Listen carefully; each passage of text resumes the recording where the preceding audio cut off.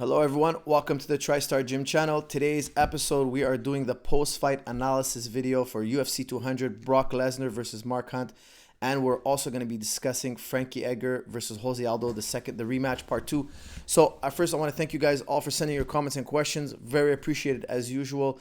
A special thank you to Quest Nutrition and Reebok as well for sponsoring this channel, and also now Tim Tam, the world's greatest handheld massager. Thank you very much for supporting this channel and making these videos possible. Let's get started with the first comment or question you guys sent me, and this one is from Blunders1. Who in the current top 10 could you see Brock beating? You also listed all the top 10 guys. Thank you very much. I'm looking at your list here that you sent me, and I honestly I don't really like many of the fights. I still think Brock needs to develop some of his skills. I know he had a big win over Hunt, but I don't see him breaking into the top 10 very comfortably. For sure, guys who are hard to take down are just going to put Brock away quite easily. I think in a 3-round fight. I think he needs to fight guys who have a problem with takedown defense. And the one guy who jumps to mind is the Black Beast. I believe his name is Derek Lewis. That's correct. Derek Lewis, one of you guys mentioned him as a potential opponent. I totally agree with you. Derek Lewis, the Black Beast, in my opinion, is the perfect next fight for Brock Lesnar. It's going to give Brock some time to develop his skill a little furthermore and get some striking going on in his game. I did see Derek Lewis versus Big Country Roy Nelson, and I thought Roy Nelson honestly got robbed. I thought he had more control. I thought he was more offensive, etc. And I think Derek Lewis was kind of lucky to get that decision. And if he gets Brock, in the next matchup, I think Brock will just maul him, finish him, get on top of him quite easily. So I think the next perfect step for Brock is the Black Beast, Derek Lewis. So next question is from Attack the Radical. Can you explain what Cormier could have done to pass Anderson's lockdown in half guard? Now, this is not a Brock Lesnar question or a Frankie Edgar, Jose Aldo fight question, but I'm going to answer it anyway because it was very highly upvoted, and I guess a lot of you are curious about this. So it's not a big deal. That lockdown stuff it's good, but you can break through. It's not so difficult to break through. Now, some guys have better lockdowns than others. Sometimes a guy can have a really, really good lockdown that's really, really difficult to get out of. But it didn't look like Anderson Silva had a tight lockdown. That wasn't like an Eddie Bravo lockdown where he's attacking you. He was just holding on to the lockdown. When you have a guy who just grabs on to the lockdown and doesn't really attack you too much, they're a lot easier to escape from. So I'll be doing a video very shortly, okay? So it's really hard for me to explain with words, but I'm going to put this question to the top of the list because you guys upvoted it so much. So my next video will probably be how to escape the lockdown, my next instructional video. And once I show you this video, you will strip out the lockdown quite easily if you do it quick and fast. It's one of those moves you want to drill so that when a guy tries to put the lockdown on, you take it off immediately before he gets too tight with it, and then you just don't give it back to him. So look forward for that video. It should come out maybe in a week or two, hopefully. I will do my best to remember to do the lockdown video this week or next week, okay? Next one here is from Expert Oriental. What do you think Frankie Edgar could have done differently to find more success against Aldo? What are your thoughts on Aldo's takedown defense? What do you think about Brock's future prospects? How do you see him faring against the top 5 in the division? Well, top 5 in division for Brock, I think, is a little way too early. He hasn't fought in 5 years. Good win for him against Hunt, but Hunt kind of dropped the ball here with his takedown defense. I thought he would, and he did, but I don't think Brock is ready to fight a top 5 guy. So we'll get to that a little bit later in the video. I'm going to answer what you asked me about Frankie and Jose Aldo. What could Frankie have done to get more success against Aldo? Well, I rewatched the fight last night, and Frankie was busy in the fight. He was really busy, and he was cutting off the cage, and he was getting in Aldo's face. But then, as Frankie was getting ahead on the cards just a little bit, he was like more aggressive than Aldo early on. He was more busy. Aldo would just catch him with a strike near the end of the round. It happened over and over again, Aldo would catch him with a knee, catch him with a hook, catch him with a big shot on the way in when Frankie was coming in, and it would kind of like just jump Aldo ahead in the cards because the shots from Aldo were more powerful. They were a more powerful connection, and I think that's what Frankie was missing. He was very busy. He was very aggressive. He was pressuring Aldo like I think he should. He just didn't connect with enough power shots, so that was the big difference. I think Aldo connected with more power shots but overall, Frankie connected with more strikes, period. So if you had to count all the strikes that were landed, I think Frankie would have a higher count. I didn't do this, so anybody correct me, please, if I'm wrong. But I think Frankie, it seemed to me he had more strikes landed, but not as significant or as damaging as Aldo. So Aldo, when he would land a strike, it was like, wow, big shot. So especially the knees from Aldo. Aldo's knees were incredibly well timed, and I was really impressed with his ability to counter the forward action of Frankie Edgar with his knee. He threw that knee just like a short jab, just like a short uppercut. Very impressive stuff by Jose Aldo. The timing was exceptional in this fight. But if you're asking me what Frankie should have done more, he needed to land more power shots. Now, how to do this wasn't easy. Aldo was showing us a lot of movement. He was showing us a lot of movement in this fight, but I think that's the only way he could have won that fight. He needed to connect with more power. Not enough damage from Frankie Edgar's side. Next one here is from Dada is my hero. Dada 5000 is my hero. Also, he asks, Lesnar, Hunt, and Aldo. This is not a Lesnar, Hunt, or Aldo Edgar question, but what do you think has changed for Hendricks? He went from giving GSP the fight of his life to looking less than stellar against the number 12 in the world. As someone who's analyzed Hendricks before, what do you make of this? Well, Dada, a lot of people have been writing me this now. Why is Hendricks looking so bad? Why is he looking so weak? He's never fought like when he fought against GSP. He's not looking good. He's not looking good. He's not looking good. I'm hearing this all over the place, and everybody's just throwing the USADA name at me. People are tweeting me, USADA ruined Johnny Hendricks' career now with the weight cutting and all that, and people are assuming that he was on drugs or whatnot. I never blame a man until he's found guilty.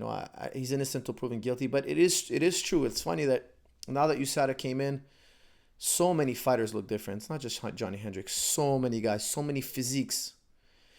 So many people can't make the weight anymore. So many people are looking soft. So many people are looking like you don't have that never-ending cardio anymore. They don't have that power punching.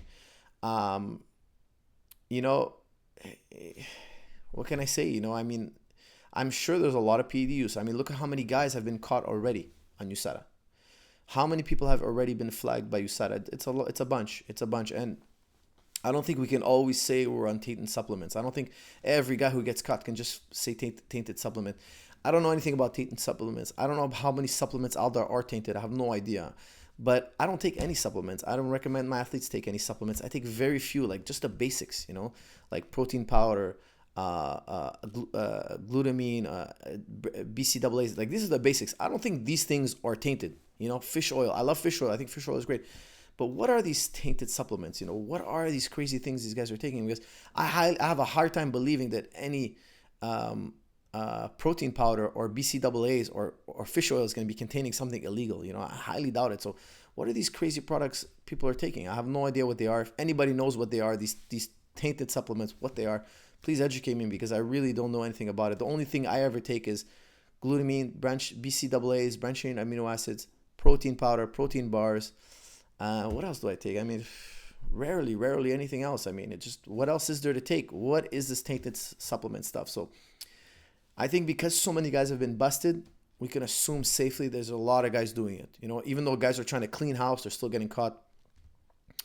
And I'm not blaming Johnny Hendricks for anything. I don't know if has anything to do with him changing his way of training, or it has to do with his body just can't make those weight cuts anymore. He's a really big guy. When he fought GSP, they told me he was 205 in the octagon the night of the fight. George St. Pierre was 185. That's a monstrous difference here. We're talking about a monstrous difference, 20-pound difference. Maybe when you do so many weight cuts that large, those monstrous weight cuts, your body just can't take it anymore. And now he hasn't made weight twice. Plus, he's not allowed to have the IV. Is he just killing his body with all those weight cuts? I think it's possible. Chronic dehydration, massive chronic dehydration could kill your system. So I would be very careful with this. And it could also be a question of substances he's not allowed to take anymore. I don't know. I'm not gonna point any fingers, that's for sure. But there has been a very big difference in the performance of not just Johnny Hendricks, but many athletes, many fighters out there. And it's just too hard to say that the correlation between USADA coming in and the performance is dropping is unrelated. It's very hard to say that. So for me, I'll put it in a maybe pile, and time will tell. More info will come out, more evidence will come out, and I think time will tell. Next one here. This one's from Jazzy Jazz. Huge fan of yours. If you were Brock's head trainer, what would you do differently in the future for his training? Well, thank you, by the way, Jazzy Jazz. Um, what would I do with Brock? Well, first he needs to really get good with his striking. Like his striking is subpar. You could tell that he's not comfortable striking. Now we all know he's not comfortable striking, but one thing that Brock showed was he was intelligent enough to know that his striking is not any good. When he fought Hunt, he didn't play with fire. He did very little striking. He did just enough to distract and set up his takedowns, to distract Hunt, set up his takedowns. But he didn't play with fire. He didn't try to get brave. He knew his limits, and he played it smart, and he stayed away from the bravado of exchanging and showing he's a tough guy and showing that he can do something that he's not trained to do. So I would train him to strike more, of course, but as a plan B. His strike is just to set up his takedowns. He's always going to be a takedown guy. I don't know if he'll ever be a great striker. I would have to train with him and see how serious he is. But the more serious he is, the more I would teach him in striking. I think I would really focus on striking and just maintain the wrestling for a little bit. But the better his striking is in the future, the better his takedowns will be, because the guys in the top 10, top 5 will shut down his takedowns eventually. He's not going to take everybody down the way he did Mark Hunt. No, that will work against a few guys. It will not work at the higher levels. It will not work against the more seasoned wrestlers. It just won't work anymore. So he needs to prepare for that right now. He can't wait for his next contract and signing a new deal. He's got to get ready for that right now, because he's way behind on the striking. Okay, next question here is Sosaking. Why was Hunt so passive? If he was more aggressive, could he have won the fight or just opened himself up for takedowns? He would have opened himself up for takedowns. Watch round number 2. Round number 2, I gave round number 2 to Hunt, but I don't even think Hunt landed one clean shot. All the shots were either deflected or missed their mark. But Brock Lesnar did even less. Brock Lesnar didn't land any strikes. He backed up the whole time. I found he was being more passive, so I gave the round to Hunt. Round 1 was Brock Lesnar's, no question. Round 3, no question, Brock Lesnar's. Round 2, even though almost nothing happened in round 2, I gave it to Hunt because he was slightly more aggressive. Well, he was more aggressive than Brock, but if he was too aggressive, he would have got taken down in round 2 as well. You have to understand that it's like walking a tightrope. When your ground game and wrestling game is not there, if you're too aggressive with your takedowns, it could be disastrous, having Brock on top of you. We all saw in round number 3, Brock broke Mark Hunt. If there was a rounds 4 and 5, Hunt would have been, I think he would have gotten finished eventually. He was broken. He was fatigued. He was drained. Brock is a huge dude. He's a big, strong dude. And having him on top of you, you better know how to handle the bottom, that top game of Mark Hunt. If you're not an expert jiu-jitsu, if you're not expert at jiu-jitsu, if you're not expert wrestler, if you don't know how to get back up technically, because you're not going to muscle your way with Brock. That's why I chose Brock, because a lot of people are telling me, well, Hunt will just get up. Hunt has always gotten up with power. He has a good hip heist, but it relies on power. You're not going to overpower Brock Lesnar. So he tried it. He had I think, one successful get up, I think 1 or 2 in round 1, but that was it. He ran out of juice. Mark Hunt is not technical enough on his back to be very aggressive in the stand-up. He's just not technical enough. He doesn't have the ground game to back up his striking game. That's the bottom line. All right, guys, next one here. Ninja Raptor 4444. Lesnar seemed to be responding fairly predictably to Hunt's movement and feints. In other fights, this would generally lead to Hunt corralling his opponent into his punches, but he didn't seem to pull the trigger when the fight was on the feet. What was this entirely due to the threat of the takedown? Yes and no. Yes, it was, but also the distance. Didn't you notice how Brock kept such a long distance? Now, Brock has a long reach, and I remember in the pre-fight analysis, one of you was asking me if that's going to be a major factor. I don't really remember my reply, but it did turn out to be a huge factor. Brock really kept a major distance from Mark Hunt. Every time Mark Hunt tried to get close, Brock would initiate a takedown. In the second round, you even saw him drop one of his hands to the mat. He changed level really deeply on one of Mark Hunt's feints. Like, he really overreacted on one of Mark Hunt's feints, and just goes to show you the game plan of Lesnar. He was not going to play on the inside with Hunt. So, yes, I think that the takedown was a problem, but also the reach. Hunt had to dive in. Really, he couldn't breach the distance. Every time he tried to breach the distance, he wasn't so much worried about getting hit as he was getting tied up and pushed up against the fence. Because even if Lesnar doesn't get the takedown, what did Lesnar do? He grabbed the leg, grabbed the body, pushed Hunt against the fence. And when he pushed Hunt against the fence, it looked like a grown-up pushing a child up against the fence. It wasn't difficult for Brock. Don't underestimate having a 4-month USADA exemption. Now, I'm not pointing any fingers, but that is a factor we have to factor in. What was he doing when he was wrestling in WWE? How long before the fight was signed did Brock know he was going to be competing in UFC 200? He also said it was a decision he couldn't live with. I mean, the guy had it in his mind he wanted to come back to fighting. And having that 4-month exemption, I think, is a monstrous advantage. So if Brock Lesnar's performance plummets in the future, if it plummets, we'll have, a good indication that he was, on something. If it doesn't, if it remains consistent and he goes through USADA testing, that'll be strong evidence for the fact that he's clean. So I think time will tell. But when I saw him grabbing Hunt's leg and pushing up against the fence, he looked like he was grabbing a child and just throwing him around as he wailed. I think Mark Hunt did a great job in defending as best he could. But the power of Brock, the experience and power. For sure, there was a lot of experience there, a lot of more technical skill from Brock in terms of wrestling. But just the way he drove Mark Hunt into the fence, it was too easy. It didn't fatigue Brock in the least, I don't think. Next one here is from Yakiti Max. Has anyone heard from HK Kerman? Has anyone heard from HK Kerman? Yes, my friend HK Kerman. He's the man, I believe, who said he would eat cat shit on video if Mark Hunt doesn't KO Brock Lesnar in round 1. All of you have been messaging me about this young man here and wondering when his video is going to be coming up. I personally want to let Kickerman off the hook. I think if Kickerman eats just some, I think we agreed on Reddit that if he ate just some cat food, it would suffice. Please, H. Kerman, don't put up a video of you eating any cat shit. I forgive you and I'll let you off the hook, but maybe just a few pieces of your cat's cat food. Be a good sport and chow down on some cat food and videotape it and put it up for us for the boys on Reddit. They all want to see you eat your words, my friend. So please get that video to us promptly. Miser's guy. Lesnar claimed he never felt fatigue in the fight, while some believe he looked visibly tired. What are your thoughts on this? Further, do you believe Brock's ability to take Hunt down was due in credit to Brock's size and skill or Hunt's lack of defense? Can't wait to hear another fight analysis. Well, my friend, glad to make another one for you. I don't think Lesnar looked fatigued in the bit. I thought he was pacing himself well. I thought his energy looked fine. And he was patient. He was more patient than I thought he would be. So I don't think he was tired. I think if there was more rounds, it was going to be Hunt that was going to break more. I think Hunt was going to get more tired. I think Brock would have got stronger and Hunt would have got weaker. You also asked me here, was he able to get a takedown because of his size or skill? It was both, of course, but watch Stipe Miocic versus Mark Hunt.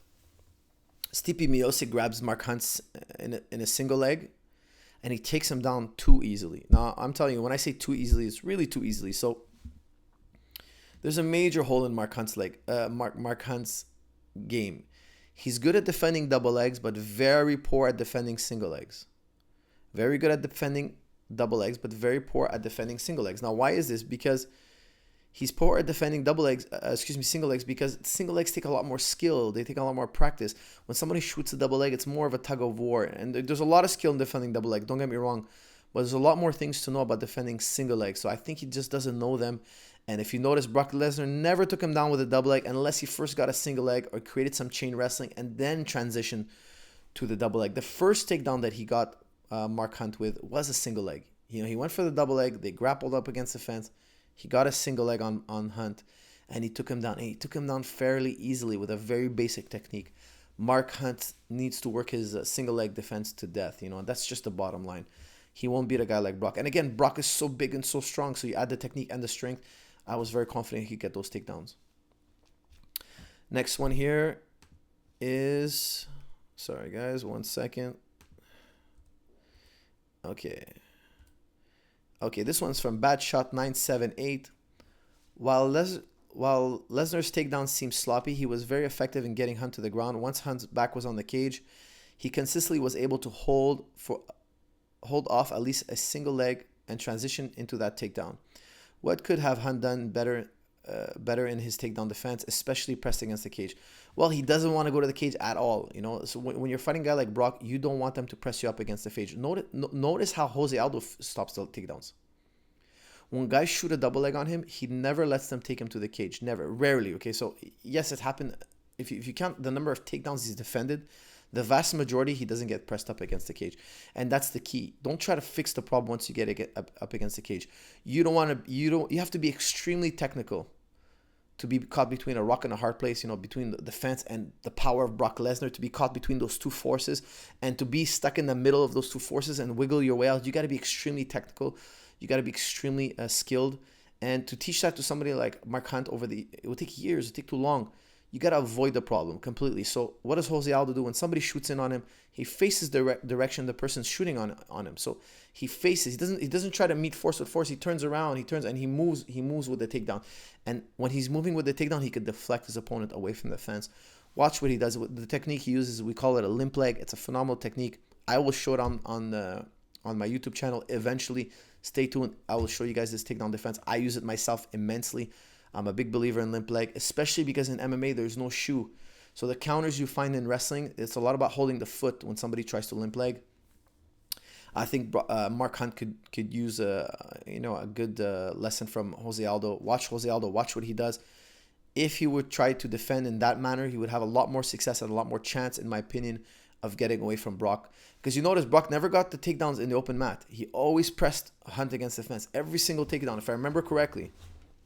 If memory serves me, every single takedown was Brock shoving Hunt up against, shooting, missing, shoving Hunt up against the fence.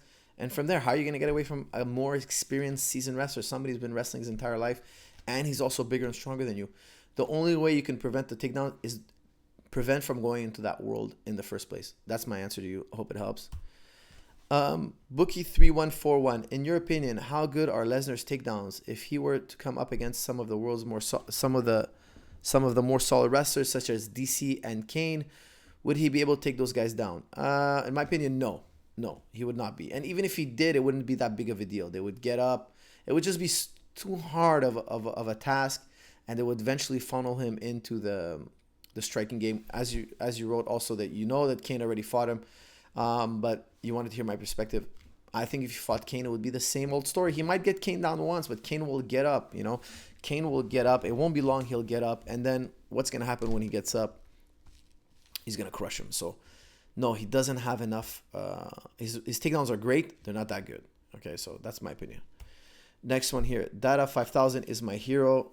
With Junior Dos Santos calling Lesnar out on social media after his victory, do you think that's a fight one day could occur? How do I think it would go? It could occur. It could definitely occur. I think it's a fight for JDS. I think JDS wins that fight quite handsomely. I think in round 1 or round 2. At latest, round 3, he would get the KO. He's too hard to take down. I think he's been pressed up against the fence by Kane. I don't see Brock Lesnar, pulling off a Cain Velasquez job on I don't see Lesnar pulling off a Cain Velasquez job on JDS. Could happen. I just don't think he has the agility, the timing, the courage, the chin to take those shots on the way in. If Kane got hit a few times on the way in, I think Brock would just kind of shy away, and then the floodgates would open, and JDS would put him away. So that's my opinion. I don't think he could do the same to JDS. Sucker Free Boast. Do you think Frank Edgar will find more success at bantamweight? How do you think a potential Edgar versus Dominic Cruz fight will turn out? I don't know if I like bantamweight for Frankie. I think Frankie should go to 155 or 145. I think his best performances were all at 155. At 145, I think maybe he lost some strength. It's possible, it's a hard thing to see. You'd have to talk to the fighter and see how he feels, because I don't think 145 is a huge weight cut, but some people just cutting a little bit of weight is a problem. And I found that Frankie was stronger, faster, more offensive, more powerful at 155. I think if he went down to 135, I think maybe the weight cut would weaken him too much. I think that extra 10 pounds. I mean, it's something to explore. It's something to talk to about the fighter. It's hard for me to say anything without having talked to the fighter himself. But we know he does great at 155. He was champion at 155. And he fought tough competition at 155. And he took guys out at 155. He's been doing great at 145, but he just doesn't seem to have that same power that he had at 155. So I would be worried at 135 the power would be even more diminished. Maybe 155 is the best place for him. Maybe 145, but 135 for me, it seems a little tight. Serial Thriller. Hello, I'm a casual fan of UFC, but a huge WWE fan. This was the first UFC pay-per-view I bought since UFC 3. 2 questions really. Is there anything that Hunt could have done to prevent being taken down by Brock when he was on the fence? Brock just seemed to pull his legs out from under him, aside from grabbing the fence. Well, yeah, he did grab the fence in round 1. If you remember that was actually that's a good observation. He grabbed the fence in round number 1. Dan Miragliotta came and karate chopped his hand right off. I think the takedown would have happened immediately if he didn't grab that fence, because he had his hand on the fence for a good 2-3 seconds and he was squeezing tight. So I expected a really early takedown. I think the grabbing of the fence really prevented that. Don't forget how little things like that can change the outcome of a fight. Thanks for reminding me. You're right. He just doesn't have enough wrestling skill. I have a tremendous amount of respect for Mark Hunt. I think he can fix these problems. He has to avoid the fence. There's a lot of things to know about fence wrestling. 100%. At TriStar Gym, we do fence wrestling once a week. A whole class dedicated. We wrestle up against the fence. We take each other down. We continue on the ground. When the match starts again, you start back on the fence. That's how much I believe in fence wrestling. Super crucial. We dedicate a day to it. But to have a guy who's so big and so strong on top of you, and he's a more seasoned wrestler, recipe for disaster. Stay away from that realm. Could he have done anything else? You know, maybe I would have made him do a lot of pummeling, get to your underhooks, and from your underhooks, you'll stop the takedown. But my other recommendation for you is don't watch WWE. It's not real. It's fake. And you should watch UFC. It's much more dramatic, and it's real. So I hope you take my recommendation on that. Next one here is... Hold on a second. Let me check the time. Okay, we're finishing up real soon, boys. Lost Hero 50. What does Conor do to defeat Aldo in the rematch? Since it's extremely unlikely we see another quick KO. What would Aldo have to do? Well, one, Aldo's got great takedowns. Why doesn't he use them? You know, why doesn't he use them? Well, I think it has a lot to do with personality. I think there's a lot of ego involved. I think if he fights Conor, he wants to show that he's the better striker than Conor. I think if you put in his head that I'm going to strike with Conor and take him down as well, he would have a much easier fight against Conor. But if he goes into a striking mindset that, hey, I'm going to hang on, I'm going to stick to my guns and we're going to strike to the end, the bitter end, the fight can go Conor's way as well. So I can see going Aldo's way, and we're going to do a breakdown on, if they ever rematch, we're going to do a thorough breakdown. I promise you this. You know, this is something I'm going to do. But if it's purely a striking match, they're both very talented strikers. They both can finish the other, and they both can dominate for sure. We'll get to the nitty gritty of it in the future videos. But Jose Aldo has an ace. He's holding an ace. He does have powerful takedowns. Now, if I put myself in the mind of Jose Aldo, the reason why he doesn't do his takedowns is because he's scared to get tired. That's my opinion. That, you know, he's got this great arsenal, but the reason he doesn't shoot is because, hey, if I miss the takedown, which is possible, I might start to slow down on the striking and start losing the striking. And for me to lose the striking, again, I'm putting myself in the mind of Aldo, would be too much of a bitter pill to swallow. He's always the better striker in his mind. So why would he gamble that? I think what he should do is he should face his demons, make his conditioning so pristine that no amount of takedowns, no amount of wrestling will fatigue him, no amount of shooting will fatigue him. You know, we've seen him fatigue in the past, so, you know, I think that's in the back of his mind. But in this fight, he did not, in the last fight against Frankie, he did not fatigue in the least bit. So does he have that cardio now? Has he found a new level of cardio? I think he may have. You know, Frankie Edgars is a high-paced dude. You know, he's a high-paced dude. He's in your face, and he couldn't make Jose tired. So if Jose is in the best shape of his life, if losing to Conor McGregor has propelled him to, you know, find that level of cardio that he's never had before, and he starts shooting on the regular in practice, and it's not, he should win quite comfortably against Conor McGregor. But if he tries to go to toe-to-toe, if he tries to go man-to-man, if he tries to go, you know, one dimension with Conor, he's going to be raising Conor's chances of winning a striking exchange, winning the fight by striking exchange, even by decision, way more. So that's my opinion. This is from Mr. Never Farted. Very funny. Okay, Mr. Never Farted asks, "Hi for us. I'm glad you're doing these breakdowns more often. We love them. I remember in your pre-fight breakdown of Lesnar versus Hunt, you said that the longer the fight went, the greater the chances of Hunt winning by KO. You also said that if Lesnar managed to get a takedown, the fight would end immediately given his insane ground and pound. Given how the fight went down, were you surprised Hunt was able to weather the takedowns? Were you impressed by Lesnar's ability to avoid Hunt's huge right hand for 3 rounds?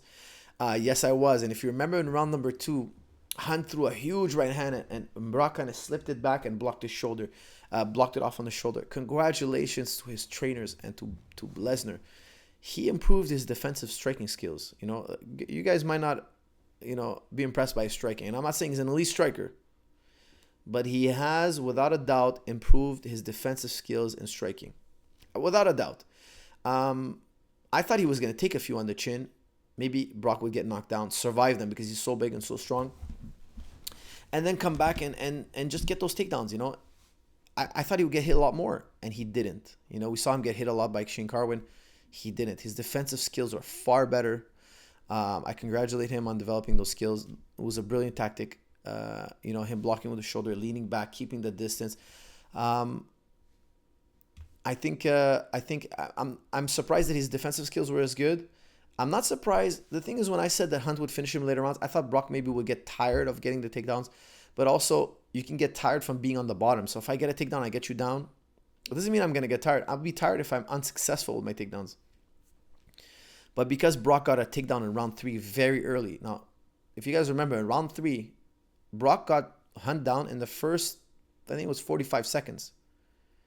And when he took him down, he pulled him down against the ground and he mounted him. So, I mean, he didn't have to work hard in round 3. Round 3 was a picnic for for Lesnar. If you remember, he got an easy takedown, low effort, mounted him. Now, I was expecting him to have a harder time getting Hunt to the ground, more chain wrestling, a little bit more energy. And then when he got to the ground, I was expecting to be much more effort from Hunt getting up. More like what happened in round 1.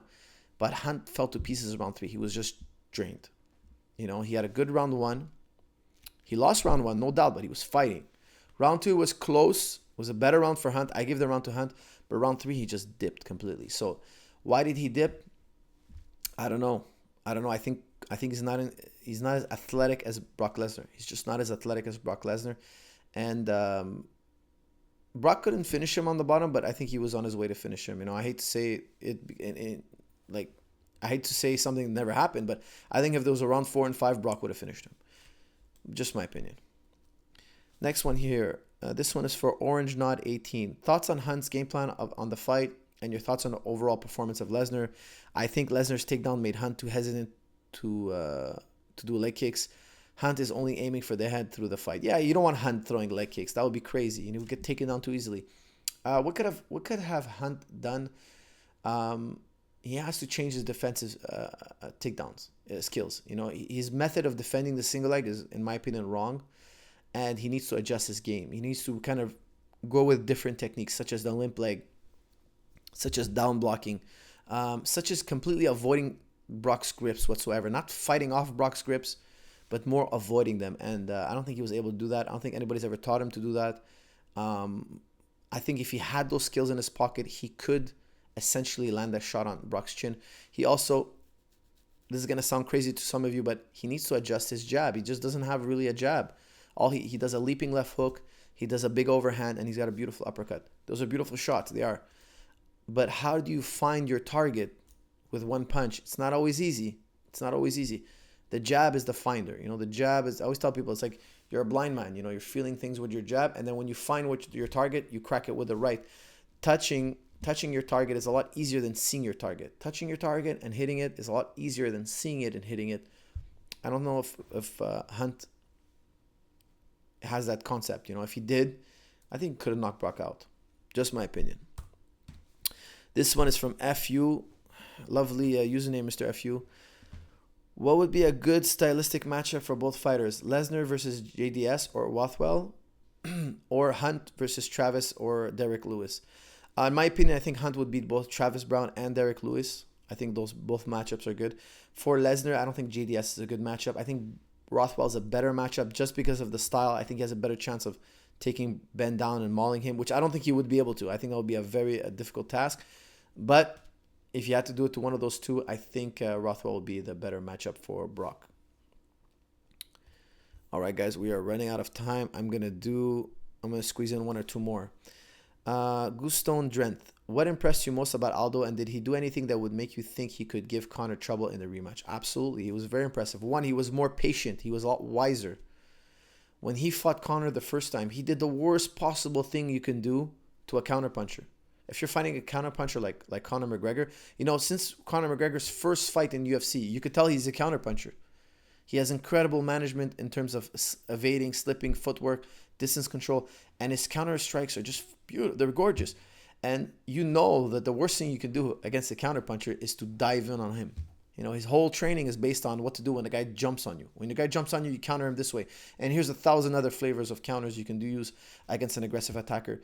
And you just don't do that against a seasoned, expert sniper counterpuncher. You don't do that. And I think if the number one thing we learned about Jose Aldo in his fight against Frankie Edgar in his rematch is that he was patient and careful and calculated. He wasn't the old Jose who tightens up his fists and throws bombs nonstop. Like when he fought Chad Mendes, he went in the pocket, he got hit, he didn't care, he was reckless. He kept biting down the mouthpiece, kept moving forward. If you remember his first fight with Frankie Edgar, it was a lot more bloody. It was a lot more in the pocket. It was a lot more raw power. It was a lot more, you hit me, I hit you. I believe I'm faster. I believe I'm stronger. I believe I'm more technical. Not this time. This time he was a matador. Aldo was more often a bull than a matador. This time he was the matador. He backed up so often. He pivoted. He deflected. And then he would sting every so often. He's a much more dangerous fighter right now. He's a much harder fighter to beat. He's maybe not as exciting for the fans. He's not going to be as blood and guts. But he's going to be a lot harder to score on. So that's the number one thing that impressed me is he's not going to just feed Conor the counters. And Conor will take him. Conor, he has an exceptional offensive game as well. He's going to go after Jose. He's going to jump on Jose. But the thing is, the one way to lose to Conor is to jump on Conor. It's like to get reckless with Conor. He will snipe you. He will snipe your chin. You got to let Conor come to you, and you got to play that balance between counters and offense with him. You can't just be overly committed to one. The chances of you winning is just you really getting lucky. But a seasoned counter puncher like Conor will sidestep you and clip you on the chin, and he'll beat you every time. I think Jose Aldo has learned his lesson. I think he's wiser for it. I admire him for taking that lesson and coming back stronger. This is something that all of us should be inspired by and learn from. When you make a mistake, there's nothing wrong with making a mistake. Just learn from it and move on. And Jose Aldo seems to have gotten wiser. And the same thing happened with George. When he got clipped by Matt Serra, he became more careful. He became more calculated. And it's just so hard to beat after. He just never committed himself unless he was more confident. He was less reckless, more intelligent, more calculated. And sometimes fighters are just so much better for it. Next question here is from Blue Bard. Frankly, he's obviously one of the best wrestlers in the sport. But do you think there's anything he could have done differently that could have helped him take Jose Aldo down? To take Jose Aldo down, I think he would have to hurt him. He's not an easy guy to time. And again, there are counters to what he does. When Jose Aldo, you shoot on him, he kind of does the limp leg. He kind of turns in the direction you're shooting. He kind of flows backwards. There are ways to stop that. And you have to prepare for those. And I think the fighter who prepares for those counters, trapping the hip, grabbing the bottom of the foot, or trapping the knee as he tries to limp leg, will have more success taking him down. Again, not easy to do, just not an easy thing to do. If you want to take Jose Aldo down, in my opinion, you have to hurt him. You have to clip him on the chin hard. You have to distract him from his takedown defense because he reacts too early. When you shoot, he's already defending early on. You have to get in deep on the legs. To get in deep on the legs, I think you need to rock him, you need to hurt him, you need to stun him, and or wait for him to really commit to a strike. When he commits to a strike, swoop down and grab those legs. Again, easier said than done. He's excellent at a takedown defense, that's for sure. Okay, guys, I think I make this the last one here. This one is from RC7151. Yeah, we're way over time. Okay, Aldo seemed to have an excellent game plan for negating Edgar's movement by relying on quick reflexes to discourage Frankie Edgar's attacks. Is this a viable game plan for McGregor? I think in part, yes. As you guys realize, you guys saw, Jose was more tentative and he was less aggressive, less in the pocket, everything I just said. That's part of the game plan for McGregor, but that's not enough to beat McGregor. McGregor is longer. McGregor is very quick with his strikes.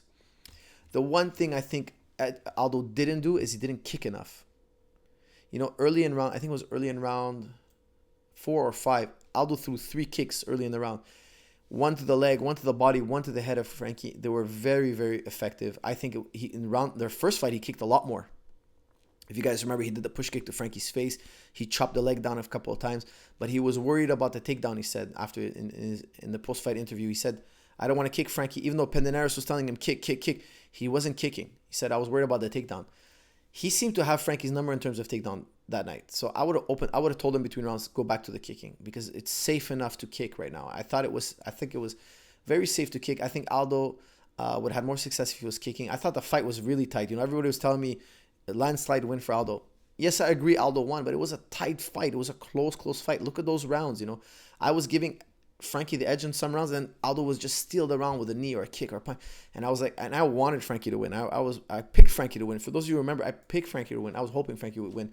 But even I had to admit that I thought Aldo won that fight, and I hate to say it. And if it was 50-50, I'd vote towards Frankie. But I think he had an edge on Frankie in at least three of the rounds. And I think Frankie, he'll be champion. He'll be champion. He has to make some adjustments.